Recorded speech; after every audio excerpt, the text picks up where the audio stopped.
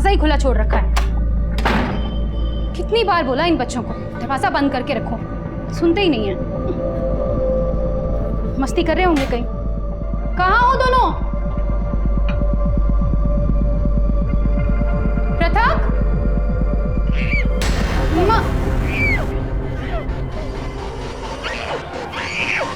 मेधा, मेधा,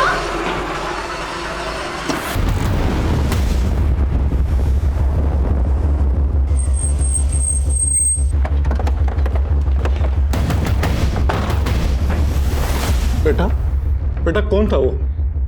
बेटा तू कुछ बोल क्यों नहीं रही? सर ऊपर।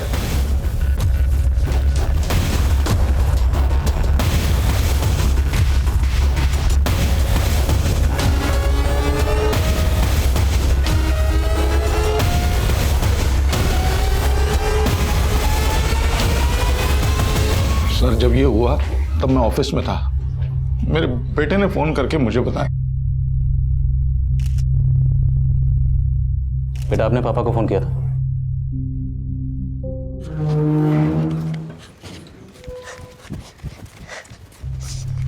दीदी, दीदी मैं जीत गया। दीदी मैंने 49 मारे। दीदी। कौन आया था यहाँ पे? सर ये घर पे नहीं था और मेरा इतनी सदमे में है कि कुछ बता ही नहीं पा रही है सर। ये बच्ची के कपड़ों और जिस्म पे खून है। बेटा आपको कहीं चोट लगी है? ये चोट? नहीं सर, इसे कोई चोट नहीं लगी। दरअसल ये अपनी माँ की लाश के साथ लिपट के रो रही थी तो खून वून लग गई। कोई लूट? नहीं सर, अभी तक ऐसा तो कुछ नहीं लगा। कौन कर सकता है ऐसा? आपको किसी पर शक है? कोई ऐसा जो ये कर सकता? कुछ समझ नहीं आ रहा साहब। सुनील जी, बच्ची को हॉस्पिटल लेके जाइए।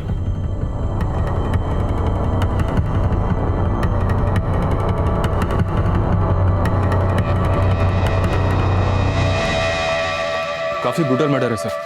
मल्टीपल स्टैबिंग्स की गई हैं। घर में कोई मर्डर वेपन भी नहीं मिला। सर आसपास रहने वाले लोगों से पूछताछ की, किसी ने घर में किसी को आते जाते हुए नहीं देखा और ना ही किसी ने घर से चीखने चिल्लाने की कोई आवाजें सुनी। इतना ब्रूटल मर्डर हुआ है, किसी ने कुछ नहीं देखा, कुछ नहीं सुना। कहीं ऐसा तो नहीं कोई कुछ छुपा रहा है? सर घर के बाहर कोई सीसीटीवी भी नहीं है। घर में कोई लूट भी नहीं हुई तो शायद दुश्मनी का एंगल हो। मियाँ बीवी के बीच के रिश्तों के बारे में पता करो और जितने सबूत मिले सब इकट्ठा करो। मैं हॉस्पिटल में जाकर बच्ची से मिलता हूँ। इस केस में बच्ची का बयान बहुत जरूरी है, शायद उसे कुछ याद आ जाए।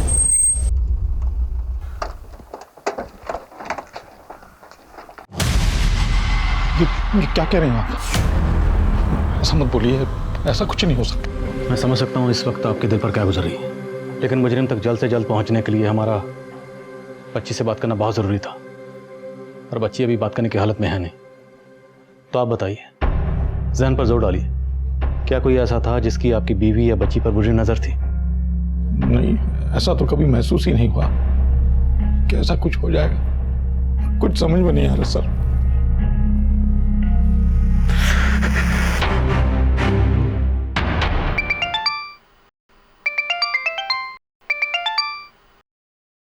हाँ शर्मा। सर रतन गैस एजेंसी की यूनिफॉर्म की एक शर्ट मिली है जिसपे खून लगा हुआ है। रतन गैस एजेंसी? जी हाँ सर, और ये खून काफी ताज़ा लगता है।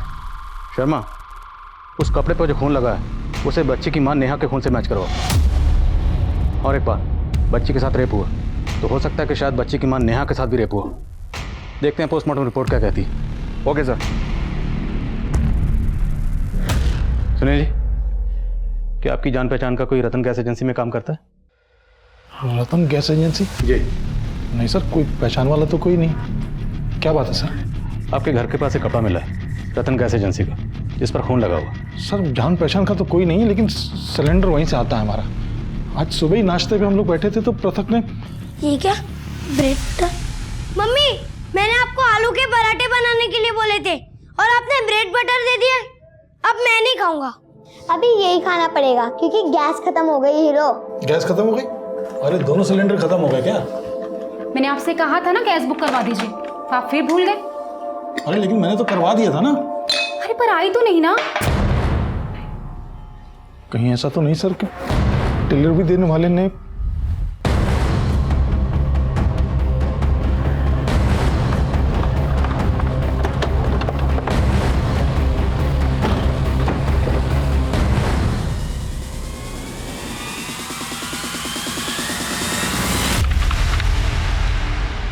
हाँ सर, सुनील शर्मा का बुकिंग है। डिलीवरी देने कौन गया था? सर उनकी डिलीवरी तो अभी पेंडिंग है, हम तो 2 दिन बाद देने वाले थे। ठीक है, तो आज केशव विहार एरिया में तुम्हारी एजेंसी का जो डिलीवरी बॉय गया था उन सब की डिटेल्स दो मुझे। ठीक है सर।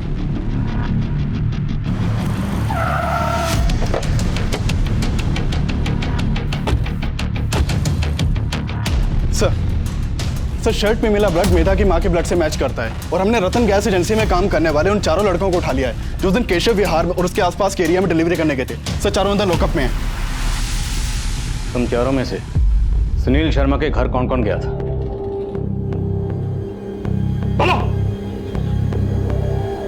सर सुनील शर्मा के घर का सिलेंडर हमें डिलीवरी करने को नहीं मिला था सर।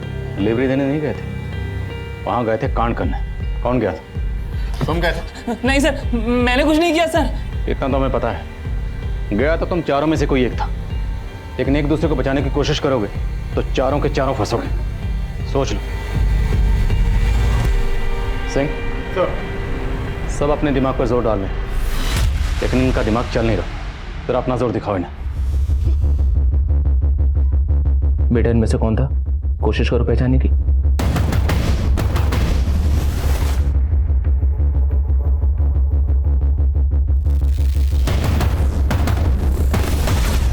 मेरा बेटा कौन था वो? सर पोस्टमार्टम रिपोर्ट के मुताबिक मेधा की मां का रेप नहीं हुआ, उसका मर्डर हुआ दिन में 3 बजे के आसपास, और ये फुटेज ढाई बजे की है, जब ये बंदा मेधा के घर से थोड़ी दूर एक सीसीटीवी में कैप्चर हुआ। ज्वाइन करो।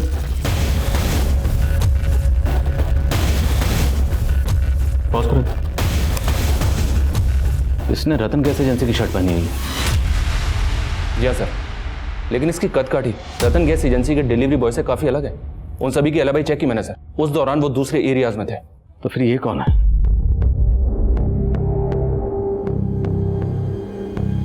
इसके जूते देखो, एकदम सफेद साफ, neat and clean. Delivery boy के जूते इतने साफ। जी हाँ सर, और जूते काफी महंगे और ब्रांडेड भी लग रहे हैं। ऐसा भी तो हो सकता है सर, ये बंदा रतन गैस एजेंसी का हो ही नहीं, इसने पर्पसली उनका यूनिफॉर्म पहना मेधा के घर में घुसने के लिए। अगर ऐसा है तो ये जो भी है, ये जानता था कि मेधा के घर में सिलेंडर आने वाला है और इसी बहाने से उनके घर में घुसा होगा।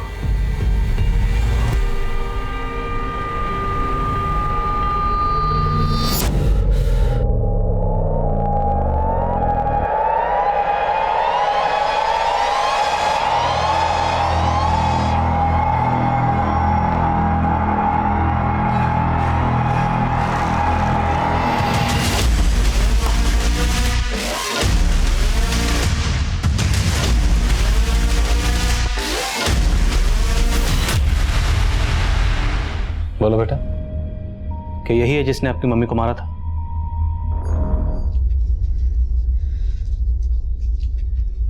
ये है मैडम जी दुकान, एकदम प्राइम लोकेशन पर है, और आजू बाजू देखिए मोहल्ला भी है हरा भरा, तो अच्छी खासी चलेंगी। मैं अभी ताला खोल के दिखाता।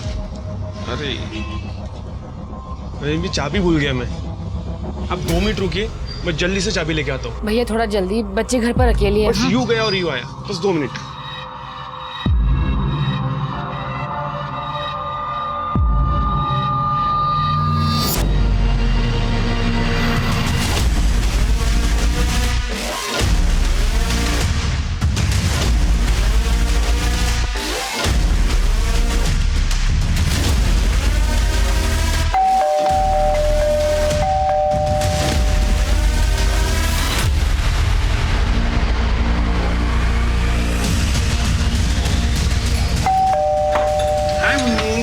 Hi uncle.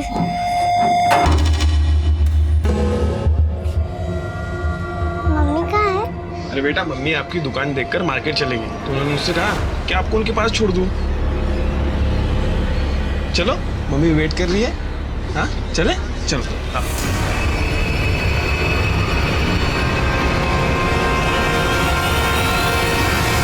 सर इसे देखकर मेधा जिस तरह से घबराई उससे यह तो साफ होता है कि मेधा का रेप और उसकी मां का मर्डर इसी ने किया है। पर मेधा के पेरेंट्स के बैकग्राउंड में ऐसा कोई भी एंगल नहीं मिला जिसके पीछे क्राइम का मोटिव हो।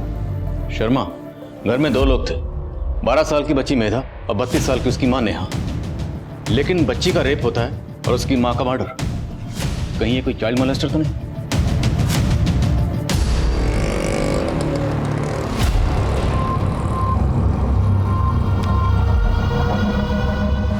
अंकल, आपने तो बोला था कि मम्मी ने मुझे मार्केट में बुलाया, पर आप मुझे कहाँ लेकर चल रहे हो?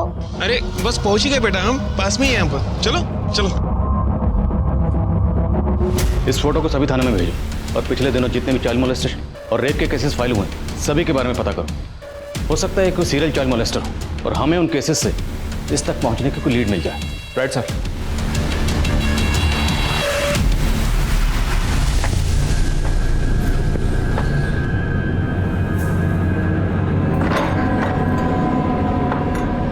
मुन्नी,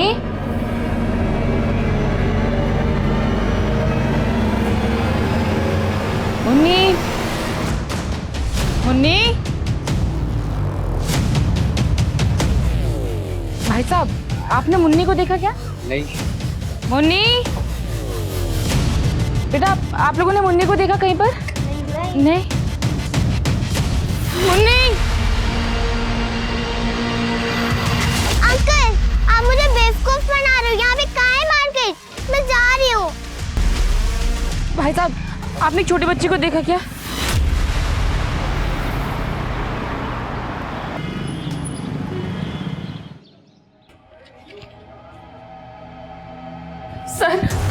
सर हमारी बच्ची मुन्नी। आराम से बताइए क्या हुआ? सर, हमारी बेटी मुन्नी, सर वो कहीं मिल नहीं रही है सर।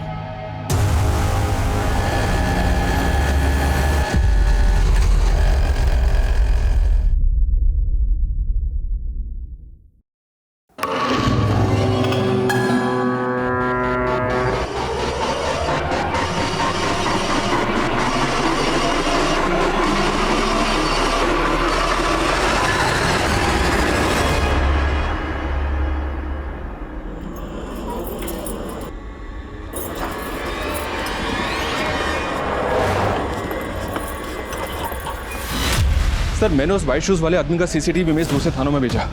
उससे रिलेटेड तो कोई भी अपडेट सामने नहीं आया, पर उन थानों से भी चाइल्ड मोलेस्टेशन और रेप के ऐसे कई केसेस सामने आए हैं जो अभी तक सॉल्व नहीं हुए हैं। एक खास बात और है सर, इन सभी केसेस में वारदात थर्सडे को ही हुई है। थर्सडे को? ये बच्ची मेधा का रेप और उसकी माँ का कत्ल भी थर्सडे को ही हुआ था ना? जी हाँ सर। मेधा और उसकी माँ के केस के बाद रामनगर थाने से मुन्नी नाम की एक बच्ची का केस भी सामने आया। इस बच्ची के साथ सिर्फ रेप नहीं हुआ सर, इसका मर्डर भी किया गया, वो भी पिछले थर्सडे को ही। ये थर्सडे का कॉमन कनेक्शन किसी सीरियल मोलेस्टर की तरफ इशारा करता है। शर्मा, अभी तक जितने भी केसेस सामने आए सबकी डिटेल पता करो और मैं रामनगर जाकर इस बच्ची मुन्नी का केस इन्वेस्टिगेट कर रही टीम से मिलता हूँ।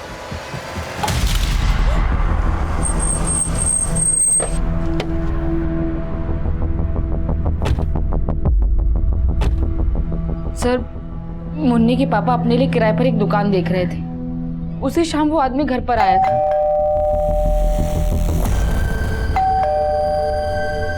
जी कहिए। उसने मुझे बोला कि मुन्नी के पापा ने उसको भेजा है और वो बिजी है तो मैं जाकर दुकान देख लूं। मुन्नी, बेटा मैं दुकान देखने के लिए जा रही हूँ, ठीक है? आप दरवाजा अच्छे से बंद कर लो, ठीक है? अभी आती हूँ मैं उसकी बातों में आ गई सर। घर लौटी तो देखा मुन्नी घर पर नहीं है और फिर मुन्नी के पापा ने बताया कि इन्होंने तो किसी को भेजा ही नहीं था। मुझे पक्का यकीन है सर कि उसी आदमी ने मेरी बच्ची के साथ।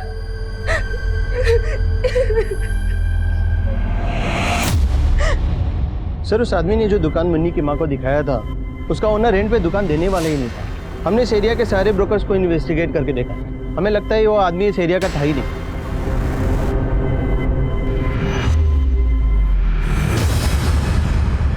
हाँ पापा, मैं ठीक हूँ। ऑफिस में है? नहीं पापा, आज छुट्टी की है। तबीयत तो ठीक है ना बेटा तेरी? हाँ पापा, मैं ठीक हूँ। मैं आपको बाद में फोन करती हूँ। ओके।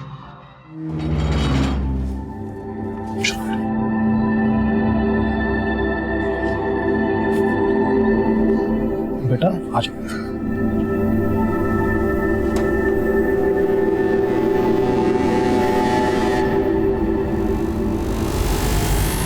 मम्मा, आ जाओ। नहीं बेटा, नहीं बेटा, कुछ नहीं हुआ, सब ठीक है।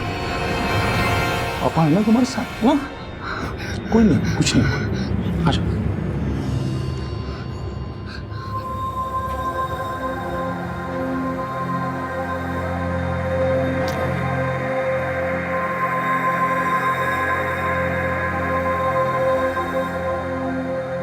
पृथक, मेधा, हम बाजार जा रहे हैं। मेधा, सिलेंडर वाला आए तो पहले हमें फोन करना, ऐसे दरवाजा मत खोलना। और पृथक, दीदी को घर पे अकेला छोड़ के अभी खेलने मत चले जाना, ठीक है? चलो अब अच्छे से पढ़ाई करो, हम अभी आते हैं।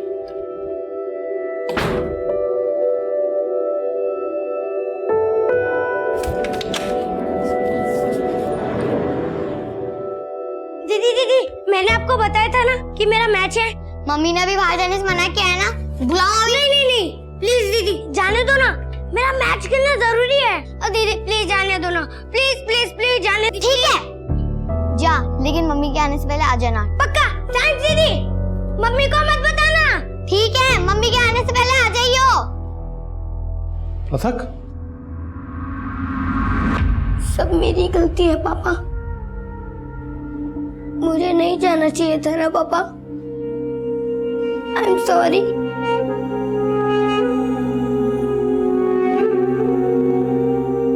मेधा के घर में सिलेंडर आने वाला था तो कातिल सिलेंडर डिलीवरी बॉय की यूनिफॉर्म पहन के उनके घर में घुसता है। मुन्नी के माँ बाप दुकान ढूंढ रहे थे तो कातिल ब्रोकर बनकर उनसे मिलता है।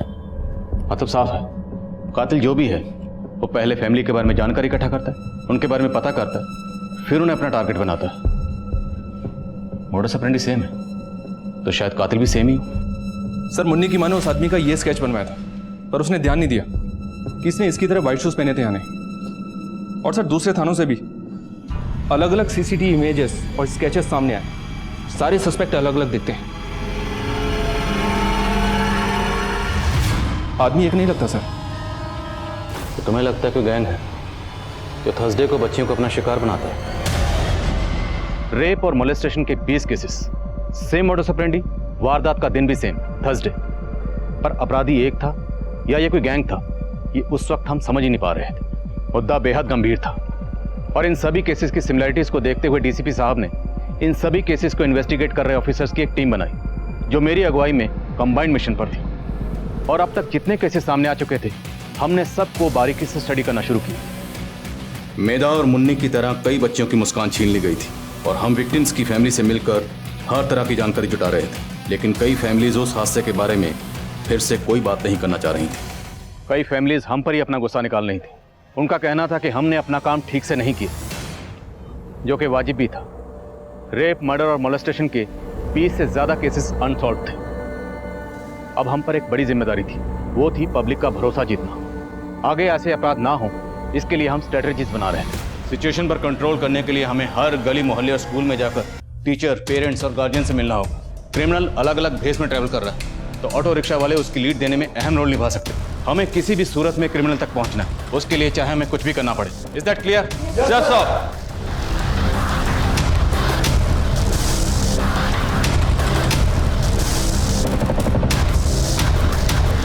क्रिमिनल से सजग और सतर्क रहने के लिए हमने 10,000 से ज्यादा पैम्फलेट्स दिल्ली और उसके आसपास के एरियाज में डिस्ट्रीब्यूट करवाए। हमारी टीम्स पर्सनली लोगों को मिलकर आगाह कर रही थी कि अगर वो कहीं भी कोई भी संदिग्ध गतिविधि देखें तो तुरंत हमें इतला करें। लेकिन इन सारी कोशिशों के बावजूद क्रिमिनल तक पहुंचने का हमें एक भी स्ट्रॉन्ग क्लू नहीं मिला और बच्चियां अब भी उस हैवान के साए से महफूज नहीं थी। मुझे बाथरूम जाना है। शर्मा, तुम्हें लगता है ये कोई गैंग है, लेकिन सारे क्राइम थोड़े थोड़े गैप के बाद हो रहे हैं। तो हो सकता है क्रिमिनल एक ही है जो एक जुर्म करने के बाद अपना हुलिया बदल लेता हो। लेकिन सर, फिलहाल तो कुछ समझ में नहीं आ रहा है, ये एक है या एक से ज्यादा? अब इसे समझने के लिए हमें भी अपनी तहकीकात का तरीका बदलना होगा। क्रिमिनल विक्टिम को अपना टारगेट बनाने से पहले उसके बारे में सब कुछ पता करते हैं।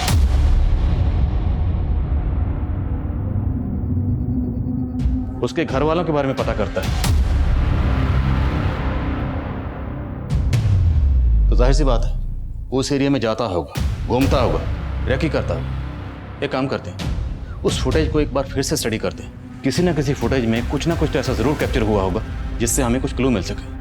लेकिन सर 20 केसेस हैं और इतना सारा फुटेज मुश्किल है, पर करना तो है। सीसीटीवी के साथ साथ हमें सभी एरियाज के डंप डाटा को स्टडी करना होगा। सारे क्राइम थर्सडे को होते हैं, तो क्रिमिनल एक है या गैंग है जो भी है, लेकिन शायद थर्सडे को उनकी छुट्टी रहती है। तो पता करो ऐसी कौन कौन सी मार्केट्स हैं, ऐसे कौन कौन से ऑफिसेस हैं जो थर्सडे को बंद रहते हैं। हमें सारी कड़ियाँ जोड़नी है। अब हमारा सबसे पहला काम यही आइडेंटिफाई करना है कि वो एक है या अनेक।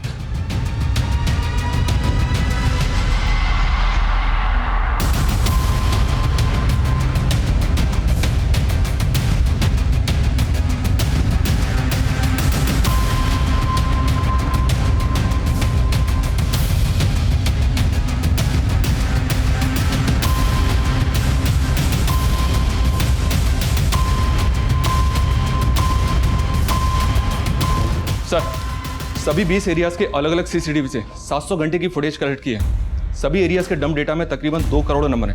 दौड़भाग काफी करनी पड़ेगी सर। क्रिमिनल्स ने बहुत दौड़भाग की होगी, लेकिन शर्मा हमारी रेस तो अभी शुरू हुई और किसी भी सूरत में हमें उनसे आगे निकलना है।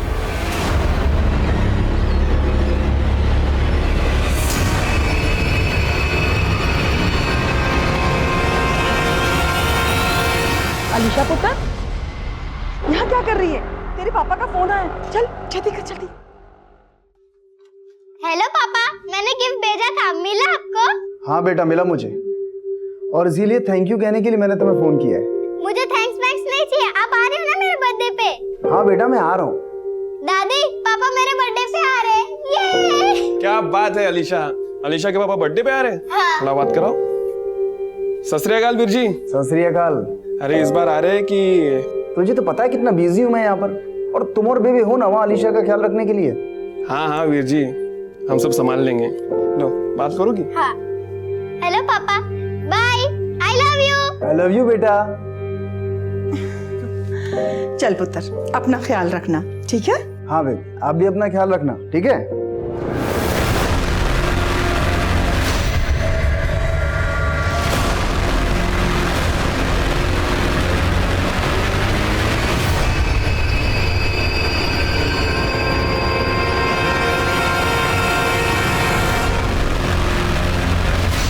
सर सभी 20 एरियाज की तकरीबन 700 घंटे की फुटेज में से हमने कुछ सेलेक्टेड क्लिप्स आइडेंटिफाई किए हैं।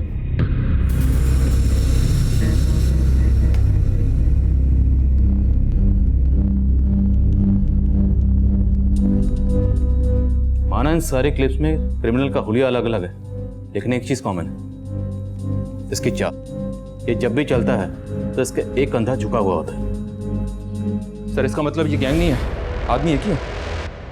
ये एक है तो इसे टारगेट करना मुश्किल नहीं होगा। जहाँ पे क्राइम हुए वहाँ के डंप डाटा में कोई common number? Sir 2 crore number है, और उनमें से कॉमन नंबर्स की छटनी करना इतना आसान नहीं है। पर दिल्ली के उन मार्केट्स का और ऑफिसेस का पता चला है जो थर्सडे को बंद रहते हैं। वहाँ खबरियों को काम पर लगा दिया।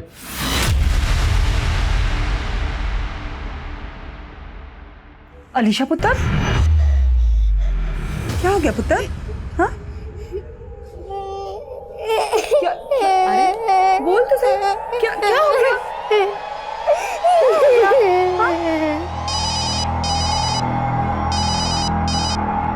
हाँ बेबे। साहिल पुत्र, वो अलीशा। क्या हुआ बेबे? पुत्र मैं बाजार गई थी, और बाजार से जब वापस आई तो बस अलीशा रोई जा रही है, कुछ बोल ही नहीं रही, कुछ बता ही नहीं रही है।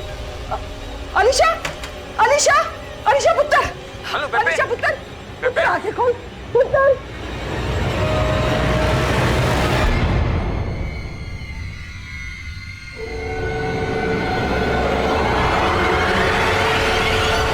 डॉक्टर साहब, क्या हुआ अलीशा को?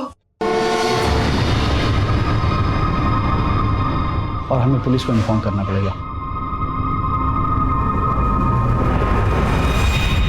सर सरस्वती विहार के क्लिनिक में एक बच्चे के रेप केस का मामला आया था, लेकिन बच्चे के घर वालों ने उसकी कंप्लेंट फाइल नहीं करवाई।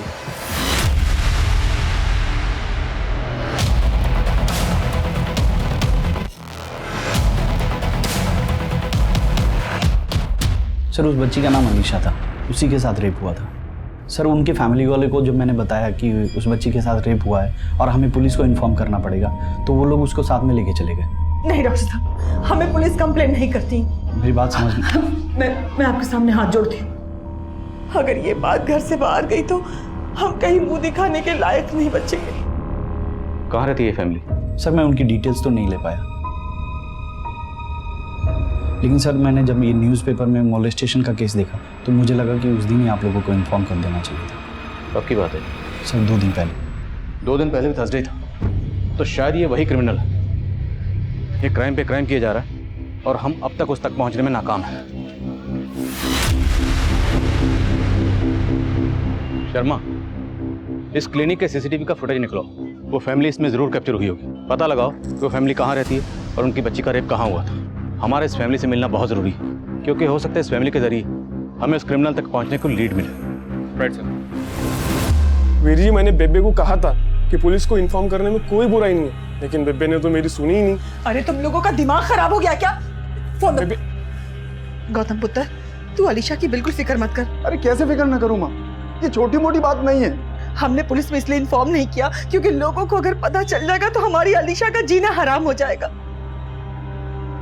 मुंह पे तो हमदर्दी करेंगे और पीठ पीछे हमारे बच्चे के ऊपर क्या बीतेगी ये कोई नहीं समझेगा, कोई नहीं समझेगा पुत्र। सर यही वो बच्ची है जिसकी कंप्लेंट दर्ज नहीं करवाई गई। क्लिनिक के आसपास के एरिया में पता किया, लेकिन पता नहीं चला कि इस बच्ची की फैमिली रहती कहाँ है। टम टाटा का क्या स्टेटस है? सर बहुत ज़्यादा है, टाइम लग रहा है। शर्मा, टाइम नहीं है हमारे पास। अगले हफ्ते फिर थर्सडे आएगा, फिर किसी बच्ची के साथ वारदात होगी। हमें इस वारदात को रोकना है। हम पूरी कोशिश कर रहे हैं सर। शर्मा, हमारी कोशिश कोई नहीं देखेगा, लोगों को रिजल्ट चाहिए। अब मैं कोई चांस नहीं ले सकता। अब मुझे ये क्रिमिनल किसी भी सूरत में अपने लॉकअप में चाहिए।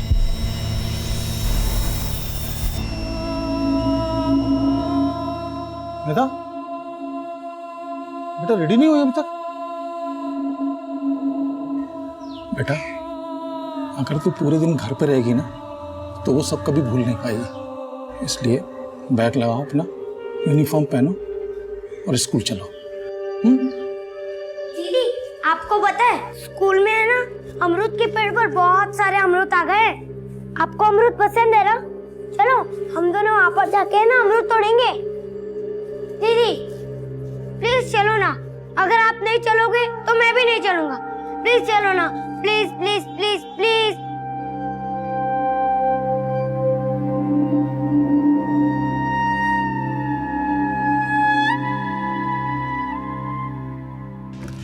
सर उस फैमिली का पता चल गया है जिन्होंने पुलिस कंप्लेंट फाइल नहीं की थी। उस बच्ची का चाचा एक शोरूम में सेल्समैन था। एक आदमी ने उसकी पहचान की और उस शोरूम से उसकी फैमिली के घर का एड्रेस मिल गया।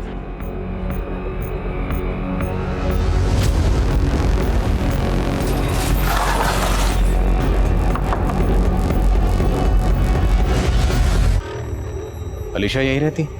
साहब हमने कहा ना, हमें कोई केस वेस नहीं करना है। देखिए, आपकी बच्ची के साथ जो भी हुआ हमें पता है वो कितना सीरियस मैटर है, लेकिन जिसने भी ये किया है उसे उसके किए की सज़ा तो मिलनी ही चाहिए।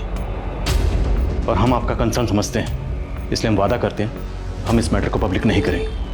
प्लीज़ हमारी मदद कीजिए। लेकिन आप लोग अलीशा से तरह तरह के सवाल करेंगे और वो बच्ची फिर से वो सब याद करके परेशान हो जाएगी। देखिए साहब, हम आप लोगों के सामने हाथ जोड़ते हैं, चले जाइए आप लोग यहाँ से, चले जाइए।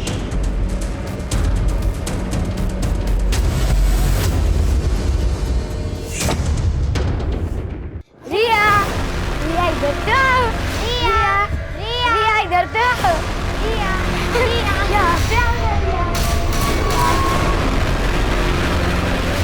अम्मी आज थर्सडे तो मैं जल्दी नहीं आ पाऊंगा। जी ये अम्मी है कुछ मसला थर्सडे का, मैं बताऊंगा बाद में आपको। अल्लाह हाफिज।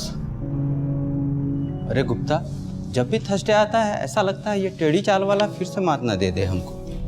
अरे यार, मैं तो सबसे ज़्यादा भरा हूँ। 700 घंटे की सीसीटीवी फुटेज और ये 2 करोड़ फ़ोन नंबर्स का डंप डेटा। उसने जितनी हमारी रेल बनाई है ना, उससे ज़्यादा उसकी रेल बनाएंगे।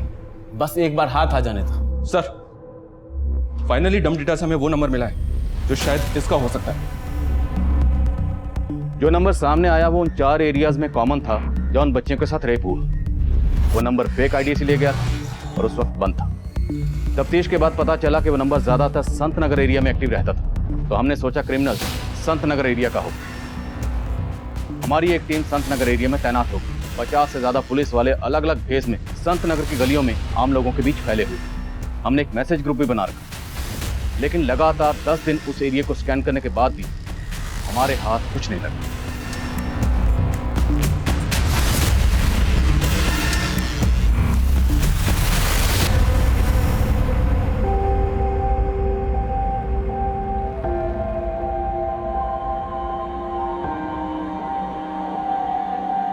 शर्मा, हाँ अब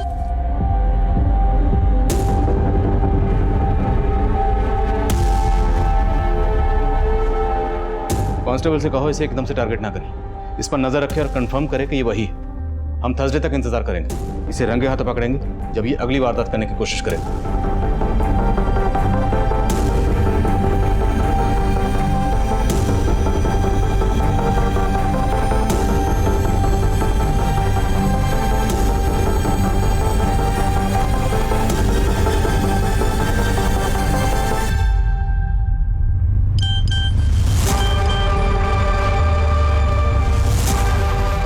सर, ये फोटो देखिए।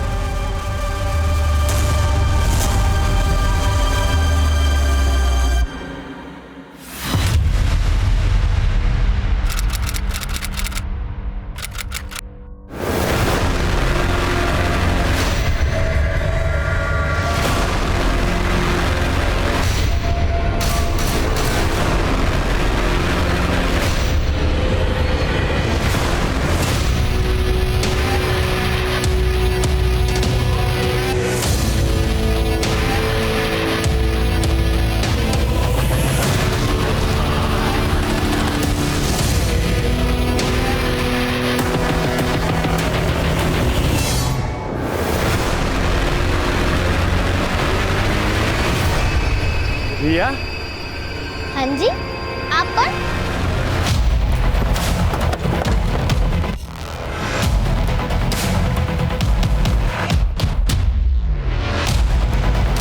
जब आपने उस गैस एजेंसी के यूनिफॉर्म और वाइट जूते के पोस्टर सर्कुलेट किए, मुझे तभी उस पर शक हो गया था, लेकिन तब श्योर नहीं थी। लेकिन जब उसने मेरे साथ, छोड़ना नहीं सर उसको, बिल्कुल मत छोड़ना। जाओ अलीशा को लेकर आओ। अरे क्या कर रहे हैं सब? और आप कहाँ जा रही हैं? ये क्या है ये सब? ये क्या क्या कर रहे हैं आप? अलीशा को लेकर जाना है, उसका मेडिकल करवाना। सर मैं तो खुद ही पछता रही हूँ कि मैंने साहिल को अपना दोस्त समझा।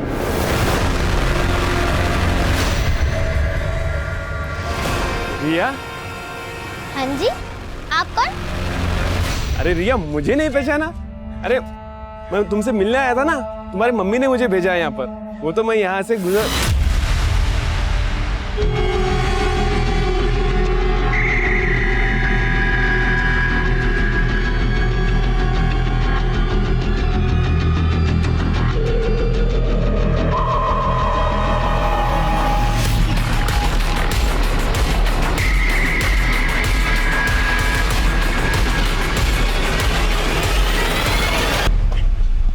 जिस शोरूम में तू काम करता था वो थर्सडे को बंद रहता है, और ये सारे कांड थर्सडे को ही हुए। छोटी छोटी बच्चियों के साथ खुद की भतीजी को भी नहीं छोड़ा तूने। आज मैं पापा को बोलूंगी मेरे बर्थडे के दिन तेरे दोस्त लेके आए, तो मेरे पास दो हो जाएंगे, ठीक है? तेरी फ्रॉक भी चेंज करनी है आज मुझे। बेबी कहाँ गई बेटा? वो तो मार्केट गई है, ठीक है ना? आज तुझे मैं न्यू फ्रॉक पहनाऊंगी।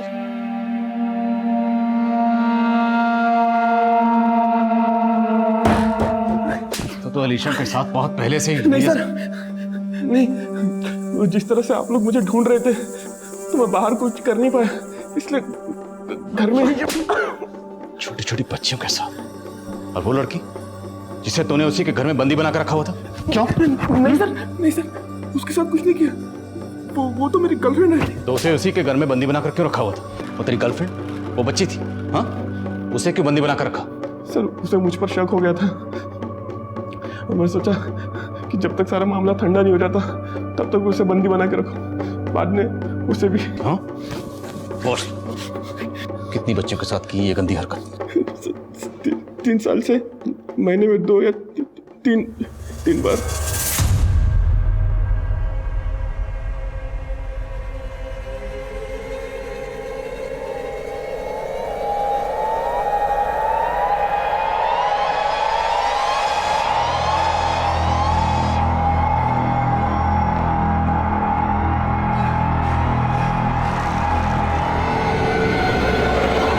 इतनी धुलाई करो कि इसकी चीखें मेरे कैबिन तक सुनाई देनी चाहिए। हमने दिल्ली और उसके आसपास के एरियाज में हुए रेप के अनसॉल्व केसेस के डीएनए को साहिल के डीएनए से मैच करवाया तो पता चला साहिल 50 से ज्यादा बच्चियों के साथ रेप कर चुका था। ना सिर्फ रेप बल्कि 5 कत्ल भी कर चुका था। मुजरिम एक के बाद एक जुर्म को इसलिए अंजाम दे पाया क्योंकि वो आपके घर के बाहर रहते हुए भी आपके परिवार की हर जानकारी पर कान गड़ाए हुए था। वो रोजाना आपके आसपास रहकर इस जुर्म की दस्तक दे रहा था, लेकिन ना तो किसी को यह दस्तक दिखाई दी ना सुनाई दी, और इसीलिए जुर्म होते रहे। और हैरानी की बात यह थी कि साहिल जो कर रहा था उसकी भनक उसकी मां को भी थी, लेकिन उसने भी कभी इस दस्तक की तरफ गौर ही नहीं की। कहते हैं कि अगर जिस्म के किसी हिस्से में जहर भर जाए और इलाज नामुमकिन हो तो इससे पहले कि वो जहर पूरे जिस्म में फैले और सवाल जिंदगी और मौत का बने तो जिस्म के उस हिस्से को बचाकर नहीं बल्कि काट कर अलग कर देना ही बेहतर होगा। अब मैं इंस्पेक्टर आदिल खान आपसे इजाजत लेता हूँ, फिर मिलेंगे एक नए केस के साथ। तब तक देखते रहिए क्राइम पेट्रोल दस्तक। मकसद बताना नहीं बचाना है।